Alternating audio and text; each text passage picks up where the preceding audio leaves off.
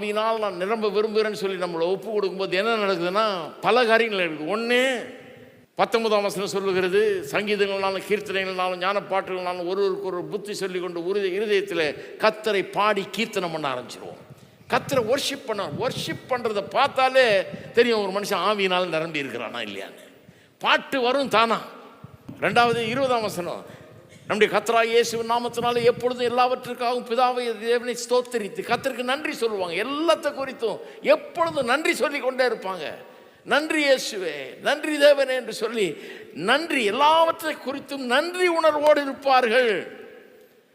3வது, தெய்வ பயத்தோடு ஒருவருக்கொருவர் கீழ்ப்படிந்திருப்பார்கள். ஒருவர் அனுசரித்து போவாங்க. நீயா நானே அப்படி போட்டி போட மாட்டாங்க. நன்மை செய்வதில் ஒருவருக்கொருவர் முந்தி கொள்வார்கள், அனுசரிச்சிருப்பாங்க. அது 21ஆம் வசனம். 22ஆம் வசனம் அப்புறம் தான் 22 வருது. 22 சொல்லுது, மனைவிகளே கர்த்தருக்கு கீழ்ப்படுகிறது போல உங்கள் சொந்த புருஷங்களே கீழ்ப்படுகிறது. இப்போ நான் சொல்கிறேன், ஆவியினால் நிரம்பி இருக்கிற மனைவிகள் புருஷனுக்கு கீழ்ப்படுகிறது ஒரு பிரச்சனையே கிடையாது. ஏன்னா ஆவியினால் நிரம்பி இருக்கிறாங்க. ஆவியினால் நிரம்பி இருந்தால் ஒருத்தருக்கு ஒருத்தர் கீழ்ப்படுகிற புத்தி இருக்குமே, அப்போ தானே அது பெரிய பிரச்சனையே கிடையாது.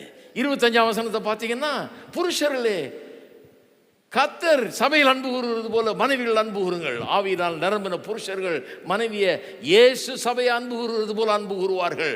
அது ஒரு பிரச்சனை இருக்காது. தியாகத்தோடு அன்பு கூறுவார்கள். என்ன வேணா செய்ய ரெடியா அப்படி விதத்தில் அன்பு கூறுவார்கள். 6ஆம் அதிகாரம் 1ஆம் வசனத்தை பார்த்தீங்கன்னா, பிள்ளைகள் பரிசுத்த ஆவியினால் நிரம்பின பிள்ளைகள் பெற்றோருக்கு கீழ்ப்படிந்து நடப்பார்கள். 4ஆம் வசனத்தை பார்த்தீங்கன்னா, பெற்றோர்கள் குறிப்பாக தகப்பன்மார் பிள்ளைகளை கோபப்படுத்த மாட்டார்கள், ஏன்னா ஆவியில் நிரம்பி இருக்கிறாங்க.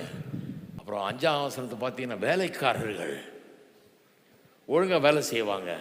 பார்வைக்கு வேலை செய்யாமல், முதலாளி பார்க்குறாருன்னு வேலை செய்யாமல், கண் துடைப்புக்கு வேலை செய்யாமல், கிறிஸ்துவின் ஊழியக்காரராக மனப்பூர்வமாய் தேவனுடைய சித்தத்தின்படி அவர்கள் செய்வார்கள். அதோடு உள்ள 9ஆம் வசனம் சொல்லியிருக்கு. 6ஆம் அதிகாரம் 9ஆம் வசனம் சொல்லுது, எஜமான்கள் வேலைக்காரர்களை நல்லா கவனிச்சுக்குவாங்க. அவர்களுக்கு ஒழுங்கான ஒரு சம்பளம் நேரத்தோடு கொடுக்கறது, கரெக்டாக கொடுக்கறது, நியாயமான சம்பளத்தை கொடுக்கறது, நல்ல விதத்தில் நடத்துறது, கடினமான வார்த்தைகளை உபயோகப்படுத்தாமல் இருக்கிறது, அப்படி நடந்து கொள்வார்கள். இப்படி ஆவியினால் நிரம்பும் போது கடவுள்கிட்ட சரியாயிரும். அதனால தான் பாட்டெல்லாம் வருது, ஒர்ஷிப்பெல்லாம் வருது. கடவுள்கிட்ட சரியாகும் போது மனுஷர் மத்தியில் இருக்கிற உறவும் சரியாகி விடுது.